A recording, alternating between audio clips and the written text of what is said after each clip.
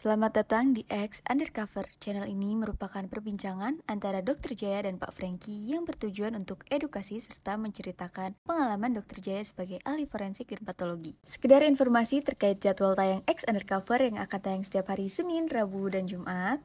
Maka dari itu, untuk mendukung channel ini agar selalu memberikan tayangan yang informatif dan edukatif, kalian bisa dukung kami dengan cara like, comment, subscribe, dan share.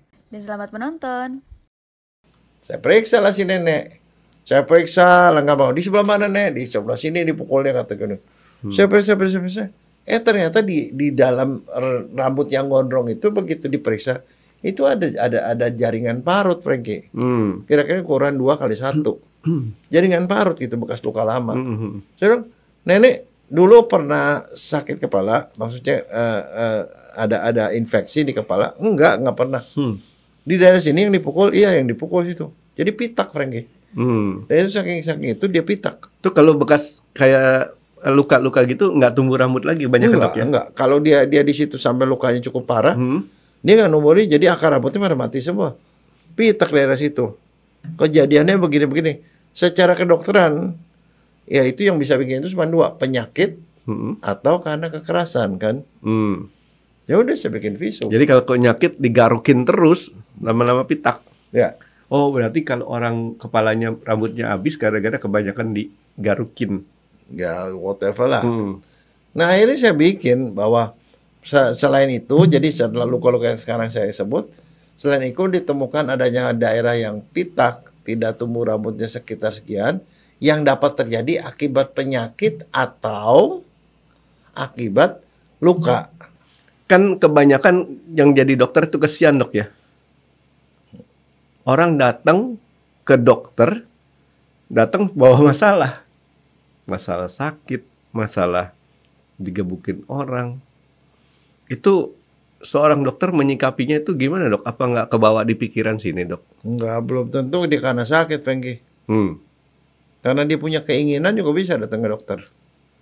Dok, mata saya ini nggak ada lipetannya dok. Mau dibikin lipetan dong. Dok, payudara saya segede telur ceplok dok. Saya mau jadi gede dok. Seperti bebe. Itu mah gampang dok. Itu kan juga sama. Dok, saya mau pergi ke ini. Mau pergi naik haji. Bisa nggak dok mens saya di stop supaya saya nggak mens di sana? Iya tuh. Itu juga sama. Dok, saya ini mau ke Jepang. Bisa nggak dok divaksin encephalitis? Itu dia kan nggak sakit, nggak ada keluhan. Kalau yang tadi kosmetik itu dok kebanyakan di Mangga Dua juga ada bisa tuh dok. Iya nggak, tapi ke dokter itu udah variasinya udah luas, Franky. Ada yang datang ke dokter, dok saya mau supaya keriput saya hilang. Oh, itu happy Franky, itu bukan. Oh keluhan dia. Wah. Keriput kok dok gitu. Tapi ya kebanyakan seperti itu. Nah sekarang dok, yang kita ke dokter selain kayak tadi dok punya keinginan segala macam itu. Nah itu dan kebetulan kan dokter kan seorang sarjana hukum nih dok ya, yang jarang diperkenalkan dokter seorang sarjana hukum karena lebih terkenal dengan dokternya kan. Ya. Itu untuk hal-hal di bidang hukum, seseorang datang ke dokter itu boleh datang ke dokter yang mana dok? Semua dokter. Semua dokter apa aja juga boleh. Apa aja boleh. Karena gini, prinsipnya dokter itu ahli tentang kedokteran. Jadi kalau ada urusan dengan kedokteran, dengan kesehatan dan jiwa, datangnya ke dokter. Nah masalahnya adalah kalau dia udah datang ke dokter, kan dokter itu pasti nggak bakal inget sama pasiennya. Dengan gangguan jiwa sekalipun tadi dokter bilang. Gangguan jiwa, dia berantem sama istrinya, bagaimana supaya dia diakuri sama istrinya, itu kan pergi ke dokter psikiater juga. Jadi dokter itu bisa macam-macam. Nah, dokter itu ahli tentang badan dan jiwa. Makanya kalau ada urusan itu dia pergi ke dokter. Termasuk dok saya kok nggak mens lagi. Nah itu ke dokter juga kan. Nah karena dia pergi ke dokter itu yang ahli. Nah dokter itu nggak mungkin bisa hafal sama pasiennya. Pasiennya satu hari 10, 30, 50, 100, 200. Nggak mungkin ingat. Nanti besok pasiennya datang lagi juga dia udah lupa. Nah makanya supaya dokter nggak lupa, dokter harus nyatet. Supaya nanti besok itu dia bilang gini, nanti kamu kalau obat habis 5 hari lagi balik lagi ya. Begitu balik, kamu siapa ya? Nah, disangkanya dokter ini Alzheimer. Padahal karena dokter nggak mungkin ingat pasiennya. Ya dong. Kadang-kadang ya karena supaya pasien dokternya nggak salah, dokter tuh bikin catatan. Kalau tadi masih kurang keren, Dok. Dokter nanya, kamu siapa ya? Ini pasien nanya, kamu siapa ya? Ke dokter. Nah, biasanya jadi dia datang ke dokter, dokter tuh pasti bikin catatan. Bukannya buat apa-apa, tapi buat supaya dokternya tahu pasiennya siapa. Kan di catatan itu nama, umur, agama, jenis kelamin, tanggal lahir, jenis kelamin, alergi obat apa, datang ke sini keluhannya apa, terus sudah makan obat apa, semuanya ada di situ. Sehingga waktu pasiennya datang kan rekam medisnya dibawa lagi, namanya rekam medis, medical record. Dokter dilihat, oh kamu yang kemarin batuk pilek ya, oh kemarin demam. Mungkin dokter juga tanya, demamnya gimana sekarang, batuk pileknya gimana, obatnya udah habis belum, kemarin kan saya kasih 5 hari, gitu loh. Nah seperti itu. Jadi ini obatnya kira-kira ada efek samping nggak? Jadi ini catatan dokter. Nah itu ternyata berguna, Frankie. Karena gini, kalau di dalam hukum, kadang-kadang kita tahu ya, kita nggak selalu berhadapan sama orang baik, ya kan? Kita punya tetangga, gara-gara masalah parkiran, tetangga marah, kita dikebuk, dipukul misalnya, atau didorong, kita jatuh lecet-lecet. Rumah kita itu, kalau misalnya cuma lecet-lecet doang, ya udahlah, saya obatin aja pakai obat merah sendiri di rumah, pakai betadine. Oke. Oh, coklat sekarang, Dok. Ya, nah sekarang udah begitu, kan bisa aja kemudian dia ngeyel habis begitu, udah karena ada juga mungkin tetangga sewot. Ada juga mungkin sesama pedagang di pasar suka sewot-sewotan. Sekali waktu misalnya dia kesambit, bocor kepalanya. Nah itu bisa diobati sendiri di rumah. Tapi begini, di dalam hukum tuh ada begini. Kalau orang melakukan tindak pidana terhadap orang lain, tindak pidananya cuma sekali, hukumannya cuma sekali, sesuai dengan undang-undang. Misalnya menganiaya orang sampai terjadi luka ringan, 3 bulan tuh. Tapi kalau itu dilakukan berulang-berulang, itu jadi pemberat, Frankie. Jadi hukumannya diperberat. Nah, di dalam di Indonesia kalau kita melakukan satu tindakan menganiaya orang, menganiaya lagi, diperberat jadi sepertiganya, tambah sepertiga. Jadi 3 bulan tambah sepertiga, jadi 4 bulan. 40 hari. Nah, kebayang nggak kalau 100 hari. Kalau misalnya hukumannya 2 tahun 8 bulan, misalnya penganiayaan orang sampai terpincang-pincang misalnya. 2 tahun 8 bulan tambah sepertiganya kan gede tuh lagi. Banyak. Nah, jadi kalau dia berulang diperberat. Apalagi yang misalnya yang suka berulang apa? KDRT. Kita sering kan dengerin orang KDRT. KDRT nggak mungkin sekali. Mula-mula suami cuma ngebentak. Kedua kali digampar. Ketiga kali digebukin sampai kakinya patah misalnya. Itu hukumannya tuh bukan yang terakhir, bukan. Nah, kalau dia berulang, tapi kan masalah gini. Pertama kali kalau suami misalnya pukul orang sekali, ya kan, hukumannya misalnya cuma 3 bulan misalnya. Tapi kalau dia berkali-kali kan ini, tetapi masalahnya mana buktinya?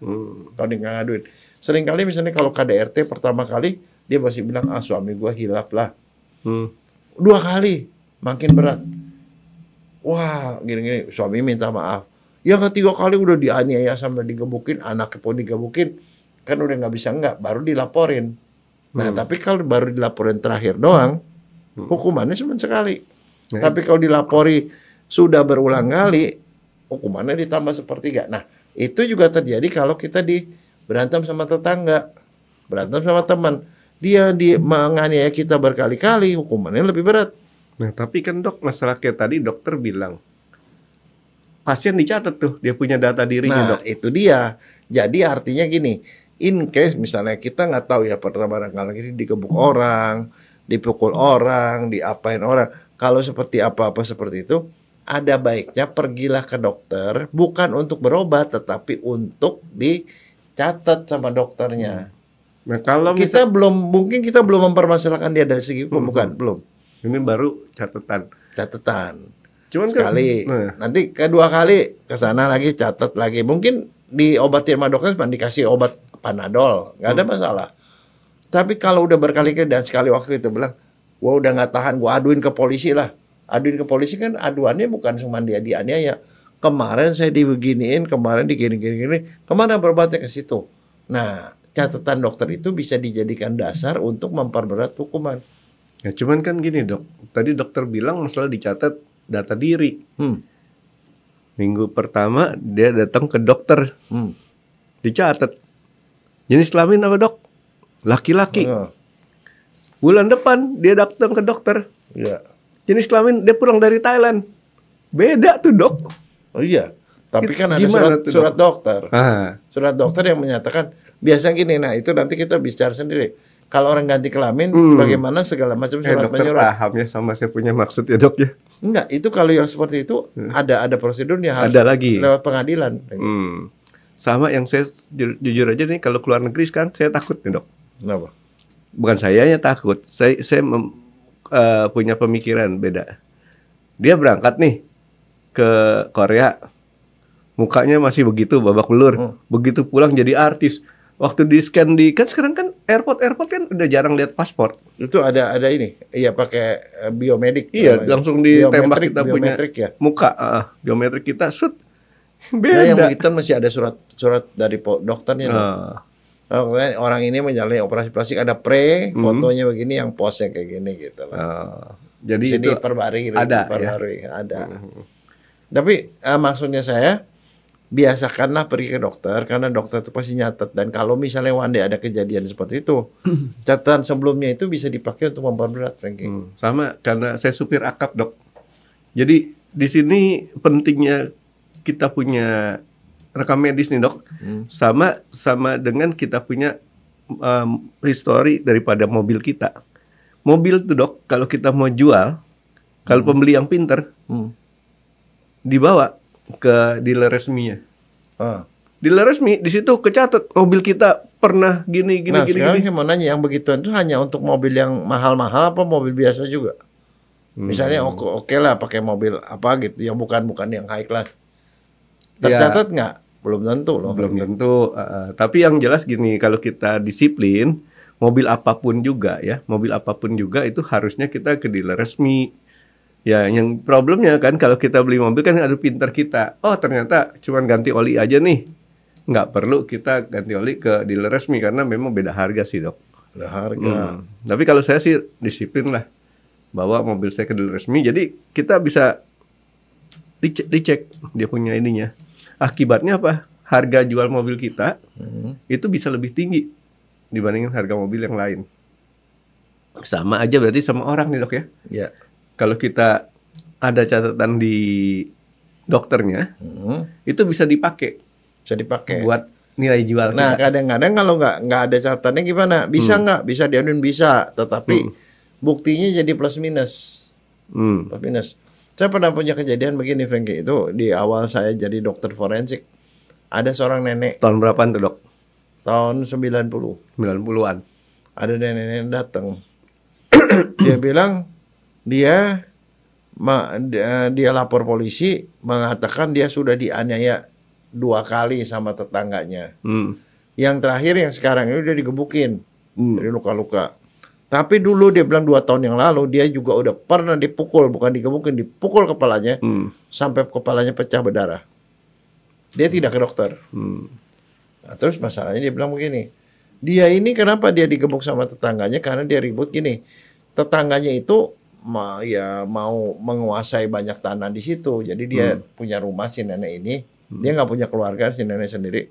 Tuh rumah dia sendiri minta dijual, mau dibeli sama si tetangganya itu. Si nenek nggak mau, karena kalau dia jual, dia mau punya rumah lagi kan susah.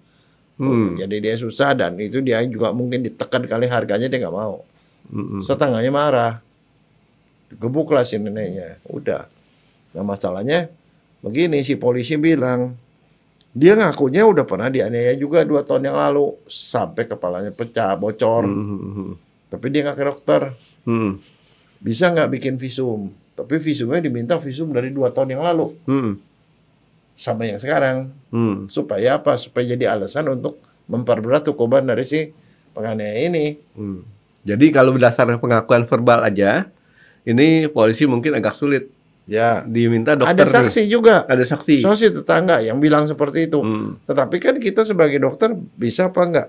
Nah kebetulan senior saya yang meriksa kasus itu, dia bilang, wah saya sih nggak bisa. Udah kejadian 2 tahun lalu, saya kan nggak bisa lihat. Catatan rekam medis juga tidak ada. Biasa. Terus dia bilang, nih si Jaya nih lebih pintar nih, barangkali dia bisa bikin visum katanya. itu ngebunuh temen tuh dok. Awalnya niat awalnya ngebunuh temen. Tapi kalau saya mau pakai logika kan, ya saya bilang saya tidak janji, tapi insya Allah bisa saya bilang. Saya periksa lah si nenek, saya periksa lah nggak mau di sebelah mana nek, di sebelah sini dipukulnya katakan. Saya periksa. Ternyata di dalam rambut yang gondrong itu begitu diperiksa itu ada jaringan parut, Frankie. Kira-kira ukuran 2x1. Jaringan parut gitu bekas luka lama. Saya bilang, nenek dulu pernah sakit kepala, maksudnya ada infeksi di kepala? Enggak pernah. Di daerah sini yang dipukul, iya yang dipukul situ. Jadi pitak, Frankie. Dan itu saking itu dia pitak. Tuh kalau bekas kayak luka-luka gitu nggak tumbuh rambut lagi banyak dok ya? Enggak. Kalau dia di situ sampai lukanya cukup parah, dia nggak numbuhin, jadi akar rambutnya pada mati semua. Pitak daerah situ. Kejadiannya begini-begini. Secara kedokteran, ya itu yang bisa bikin itu cuma 2, penyakit atau karena kekerasan kan. Ya udah saya bikin visum. Jadi kalau penyakit digarukin terus, lama-lama pitak. Ya. Oh berarti kalau orang kepalanya rambutnya habis gara-gara kebanyakan digarukin. Ya whatever lah. Nah akhirnya saya bikin bahwa selain itu, jadi setelah luka-luka yang sekarang saya sebut, selain itu ditemukan adanya daerah yang pitak, tidak tumbuh rambutnya sekitar sekian, yang dapat terjadi akibat penyakit atau akibat luka yang terjadi cukup lama. Bisa diperkirakan berapa tahunnya dok? Enggak bisa ya? Kita nggak bisa. Luka seperti itu. Nah atas dasar itu terus kemudian ambil keterangan gitu, kemudian mereka memutuskan bahwa itu juga gara-gara kejadian itu. Jadi artinya itu kan jadi ada ketidakpastian kan, bisa juga karena luka kan, artinya bisa dibantah. Tapi kalau ada rekam medis itu tidak bisa dibantah. Jadi itu sekarang pertanyaan saya dok, kan dokter banyak nih dok, bukan hanya dokter di rumah sakit, dokter yang beraktek sendiri juga di rumahan. Itu memang diharuskan punya rekam medis seperti itu. Rekam medis itu adalah satu kewajiban yang dicantumkan dalam Undang-Undang Praktek Kedokteran dan Undang-Undang Kesehatan. Yang kalau di itu kartu pasien. Boleh beda. Bentuknya kartu, bisa bentuknya buku atau apapun, tapi itu adalah kewajiban. Kenapa? Kalau dokter tidak punya itu, bisa dia salah diagnosis. Bisa misalnya dia ada alergi, dia nggak tahu dokternya, jadi membahayakan pasien. Jadi itu adalah kewajiban yang harus dilakukan oleh setiap dokter yang berpraktek, baik di praktek pribadi, di klinik maupun rumah sakit. Jadi boleh rekam medis ini kartu atau apa dok? Kartu, bisa buku, elektronik atau juga boleh. Elektronik juga. Kalau sekarang elektronik. Mereka udah elektronik. Jadi dokter periksa pasien, kemudian ketik masukin di file elektronik. Bisa tinggal diambil. Nah, satu rumah sakit atau praktek yang bagus adalah pasien udah pernah berobat sana, ditanya, Bapak udah pernah berobat sana? Pernah. Oke, tanggal lahir Bapak berapa? Begitu ketik tanggal lahir keluarlah. Oh, namanya ini, rekam medis nomor sekian, dibuka keluar datanya. Nah, itu zaman sekarang sudah elektronik seperti itu. Kalau zaman dulu ada bagian rekam medis.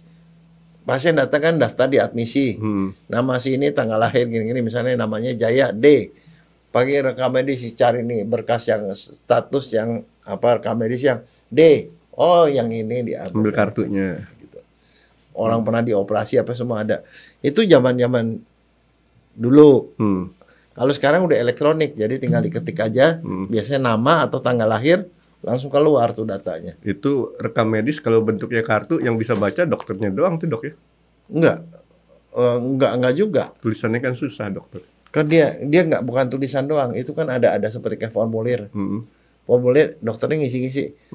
Tekanan darah, dokter isi angkanya doang gitu loh. Saya kebanyakan bergaul sama dokter-dokter yang saya perhatiin apa? Apa? Dokter-dokter tuh bukan cuman bikin resep doang susah bacanya, Dok. WA aja seringkali typo. Jadi susah dibacanya, Dok. Oh, tipe karena tua, Frank. Saya liatin, busetin dokter Tapi ini. kalau kamu begini, kalau mau ngelihat dokter, tulisannya bagus apa enggak, kamu lihat tulisan waktu dia nulis kwitansi, Frank. Itu jelas. Nggak Sama mungkin salah itu. sama satu lagi, kwitansi itu angkanya tergantung bolpennya lagi, Dok ya. Tapi dokter inget nggak zaman dulu begitu merek-merek bolpen yang bagus-bagus, Dok? Parker. Ya, Parker, Siver, ya. Tapi kalau waktu zaman sekolah kan nggak mungkin pakai Parker lah. Parker tuh udah boleh dibilang yang TOP BGT lah, pilot. Betul, Dok ya. Merek pilot Tapi itu sekarang juga masih dipakai, Frank. masih ada ya. Masih. Nah, Nah, itu orang nyatat. Jadi itu. Tapi nanti ke depan, Frank, ini ke depan nih saya bilang. Rekam medis sudah nggak kayak gitu. Jadi gimana tuh rekam medis? Sekarang kamu udah lihat. Sekarang udah era digital ya. Nah, Semua didigitalisasi. Pertama dibikin barcode. Sekarang jadi QR. Tahu nggak? Kemarin kan saya baru ada hadir di pengukuhan. Pengukuhan guru besar UI. Kalau dulu pengukuhan kita dikasih gini, kasih pidato pengukuhan. makalah. Sekarang ini dikasih QR. Kita scanning, clik langsung keluar tuh makalahnya di HP kita. Buku, orang bawa buku dulu, sekarang udah bakal pakai e-book, ya kan? Nanti data medis kita masuk ke dalam seperti itu. Frankie ada QR-nya. QR-nya itu dengan di scanning set keluar. Frankie tanggal lahir sekian, rumah di sini, jenis kelamin. Jenis kelamin. Gini. Sakit satu sekali. Sakit pinggang tanggal sekian, berobat ke dokter ada. Semua datanya itu ada, Frankie. Dokter nanti makin lama makin mirip kayak dukun, dong, Dok. Nah, Enggak. dukun kan sekarang- bisa tahu apa yang kita omongin tanpa Ya, kita tapi nggak omongin. pakai alat. Kalau ini sekarang pakai alat. Nah, sekarang bukan cuma itu. Nanti sampai kamu nick-nya berapa, nomor rekening berapa, semuanya ada. Nah, itu celaka tuh, Dok. Nah, iya. Dan satu tau nggak? QR-nya itu sekarang itu masih bentuknya gambar. Ini kalau di Cina sekarang nih ya, Frankie ya. Kan di Cina kan udah lebih jauh dari kita ya. Teknologi digitalnya. Orang ngamen, tukang minta-minta. Di sini kalau ini ada QR, Frankie. Persis itu yang Nah, saya jadi kalau dia mau bayar, kamu kasih duit, dia nggak mau nerima duit. Scanning, Pak. Di scanning. Cek QR, kita kasih berapa? 1.000, 2.000 gitu. Cerut, masuk ke dia. Nah, nanti ke depan, ininya nih, QR-nya, dibikin jadi chips. Teknologi biasa. Chips itu ditanam di bawah kulit.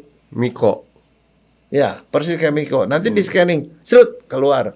Frankie tanggal lahir sekian, alamat di sini, jenis kelamin ini, riwayat penyakit satu, pernah panuan tanggal sekian, berobat di dokter anu, semua ada. Alergi obat ini, itu semua ada, Frankie. Sampai nomor rekening kamu berapa ada di situ. Serius. Makanya that's why kadang-kadang QR kita misalnya kita bayar pakai kartu kredit segala macam itu bisa keluar segala macam data ibu dan segala macam. Jadi be careful. Nanti ke depan itu seperti itu. Saya itu rekam medis. Rekam medis digabung dengan rekam-rekam yang lain. Makanya kalau menurut saya sih dalam tanda petik ya, buat individu sebenarnya bahaya, Frankie. Kita punya nick dihubungkan dengan kita punya Data kesehatan, bukan cuma data kesehatan. rekening, macam-macam. Jadi nanti tuh jadi telanjang banget, Frankie. Ya. Even yang namanya kalau paling keren sih ke Cina. Ke Cina sana, kamu begitu udah masuk ke Cina sana, kamu ada di mana juga bisa dilacak, Frankie. Kemana kamu begitu dilacak. Apa bagaimana cara dilacaknya nggak tahu. Dulu ada satu wartawan bilang, nggak mungkin dia bisa lacak. Dia taruhan. Gua mau pergi ke gini-gini, lo lacak gue. Dia nggak bawa apa-apa, itu dilacak, bisa diketahui dia ada di mana. Sekarang mah ngeri, Dok, kalau dengan teknologi kayak gitu, Dok. Kita nggak bisa kabur deh kemana aja tuh, kecuali nggak mau dicari. Dan satu lagi nanti, Frankie, bagian paling akhir. Hmm. Di situ di datanya ada DNA kamu seperti apa, Frankie. Jadi kalau udah begitu, kamu nyolong di mana ketangkep, Frank, ya kamu ada di mana. Dicek aja buntutnya di mana, Dok. Nah, jadi Dok, kalau misalkan kita lagi ada masalah nih Dok ya, masalah dengan kita punya bukan sakit tapi kita punya akibat perbuatan orang lain, itu Yang mungkin pada saat itu kita belum mikir mau ngapa-ngapain sama dia, ya lebih baik ke dokter, dicatat. contoh nih Dok, contoh dipepet orang nih, orang naik motor dipepet orang kan jatuh tuh Dok, Ya, dipepet orang, kan kita nggak tahu dia sengaja apa nggak mepet kita, ya, gitu kan Dok ya. Ya, sekarang kan banyak udah dashcam segala macam. Mendingan ke dokter aja gitu Dok ya. iya, ada catatannya, itu aja. Toh sekarang kemarin ngobrol sama Pak Jai, itu juga ditanggung sama jam sostek kan kecelakaan kerja ya. Ya, Nah, jadi ada bagusnya kita ke dokter walaupun kita bukan sakit. ya, Nah, karena apa? Karena ada faktor yang nanti catatannya tuh lebih legitimasinya lebih cukup. ya. Nah, kalau misalnya kita bicara kekerasan nih Dok ya, kekerasan. Kita kekerasan verbal. Oh, sama. Nah, itu ke dokter mana maksud saya Dok? Ya ke dokter Contoh. psikiater dong. Digoblok-goblokin tuh Dok. Psikiater. Psikiater. Oh, psikiater karena psikiater dia nyatet juga. Psikiater itu kan bagian kejiwaan. Nah, Wah, saya sakit hati nih, masa saya dibilang jelek, padahal memang jelek. Saya bilang Iya, jelek Dok. kan sakit hati saya sampai saya nggak bisa makan. Itu kan larinya ke psikiater. Frank. iya, saya sakit hati nih. Dia nggak percaya saya jelek. Gitu. Nah, jadi itu ke psikiater. Jadi kita harus bedakan kalau misalnya sifatnya fisik, dokter mana aja boleh. Tapi kalau sifatnya itu verbal ataupun bentuknya ancaman Dok ya, itu ke dokter psikiater. Ya, tapi kalau dia mau ke dokter umum juga nggak masalah karena dokter umum juga diajari begitu kan. Kalau semua orang ngeluh pasti dicatat sama dia. Oh, oke. Jadi nggak ngaruh Dok ya untuk mana-mananya. Jadi jangan bilang, wah ini sih gua nggak sengaja, gua dikelepak sama teman gua dipukul sama teman gua aja, tapi tetap teman baik, gua nggak mungkin bersengketa sama dia, Dia kan belum tentu. ada orang yang sifatnya temperamental Dok. Iya. Buat dia itu udah biasa seperti itu. Tapi buat kita kan berdarah-darah dalam hati kita Dok. Iya. Ya kan? Diomongin begini, gini. Buat dia 1 menit lagi udah bisa ketawa-ketawa. Kita masih belum, ini lukanya di sini, bukannya sakitnya di sini, lukanya di sini nih. Gitu. Itu harus ke dokter Dok ya. Ya, sebaiknya ke dokter. Nah, Dan satu yang nggak boleh, yang nggak dianjurkan adalah ngadunya ke medsos, Franky. Ada orang yang marah-marah sama teman, dia ngadunya ke medsos. Medsos itu nggak bisa dipakai. medsos malah nggak bisa dipakai. Loh, buktinya apa? Semua orang boleh ngoceh apapun di medsos. Iya ya. Bukan hanya itu Dok. Dan satu lagi di medsos itu kalau kamu ngomong itu bisa dituduh pencemaran nama baik, Franky. Iya kan? Ngomongin salah. Kalau zaman dulu orang pakai tulis di diary, Franky. Wah. Hari itu gua dimaki-maki sama dia gini-gini, gua dibilang jelek. Saya juga bingung Nah, Dok. tapi kalau namanya diary itu kan nggak kuat ininya. Saya kalau masalah medsos itu kan saya nggak punya medsos nih Dok. Jadi nggak tahu ya ada tim kita yang bikinin apa nggak, saya nggak tahu. Tapi saya secara pribadi saya memang nggak punya medsos gitu kan. Itu kadang-kadang ngebaca komen orang bikin saya pusing. Di komen bukan buat dibaca. Nah, Nah, dia kan cuma mau melampiaskan dia punya perasaan. yang satu ngomong begini, satu ngomong ini, terus kemudian kita masih ngikutin yang mana, gitu kan? Nggak usah diikutin akhirnya kan Dok ya. Gitu. Oke, jadi itu tadi Dokter Jaya sebutin kalau misalnya itu peristiwanya itu berulang, Iya. itu dapat pemberatan lagi. Pemberatan pidana. Itu angka 1/3 itu didapatnya dari mana sih Dok? Di dalam KUHP Cuman 1/3 doang. tambah 1/3. Jadi pemberat tambah 1/3, peringan tambah 1/3. Misalnya contoh, orang ini melakukan pembunuhan orang, pembunuh kan 15 tahun. Tapi dia selama dipanggil sama polisi, dia ngaku tidak mempersulit, bla bla bla, pokoknya dia begitu, dia menyesal segala macam, dikurangi 1/3, Franky. Karena perilakunya begini-begini, dia tidak memperhambat ini, maka dikurangi 1/3. Jadi 15 tahun dikurangi 1/3 jadi 10 tahun. Gitu loh. Di dalam hukum Indonesia gitu, tambah 1/3 atau dikurangi 1/3. Jadi angka 1/3 tuh angka sakti Dok ya. Yang nggak tahu hitung-hitungannya dari mana, pokoknya 1/3 aja. Itu angka ajaib kalau menurut saya. Kenapa? Karena kalau di negara barat, ya Amerika misalnya, kamu bunuh 1 orang, menganiaya 1 orang, menganiaya 2 orang, itu dijumlah, Frankie. Makanya Jadi, ada orang dihukum sampai ratusan tahun. Ratusan tahun, ribuan tahun. Karena kenapa sih jumlah? Kalau di bangsa Belanda, kita nih udah jalan Belanda, perkosa 1 orang, perkosa 2 orang, 10 orang, sama aja perkosa 1 orang tambah 1/3 hukumannya. Nah, Dok. Nah, terus begitu caranya. Ini, Dok. Kalau misalnya ini berandai-andai nih, Dok.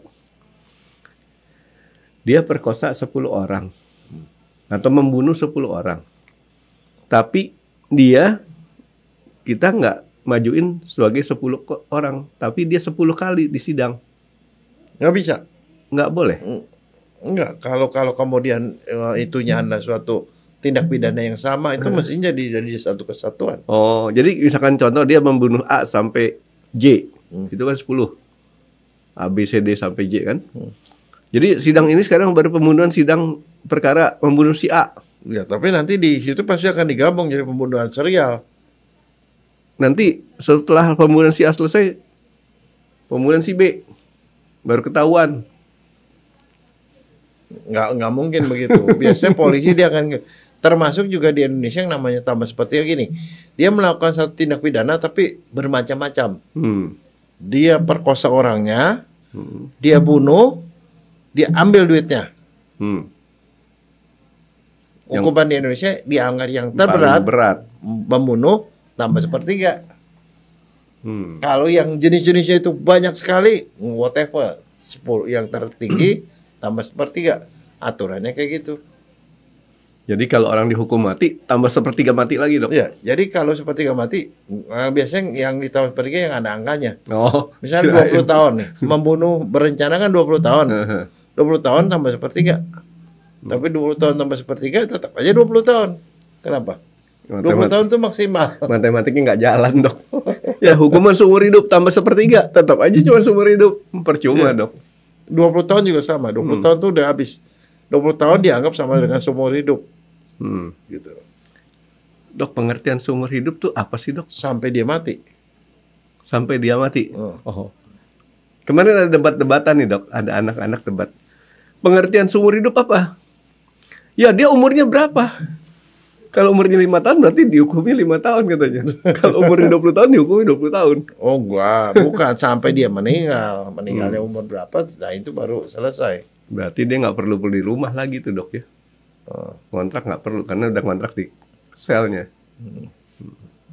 Oke, Dok. Jadi ini saya ngasih pesan terutama kenapa yang berulang itu, kalau kita kebetulan ada orang yang punya tetangga yang suka ngeyel, teman-teman sesama pedagang misalnya yang suka ngajak berantem lolo, itu harus digituin. Kalau punya suami yang galak begitu, karena kenapa?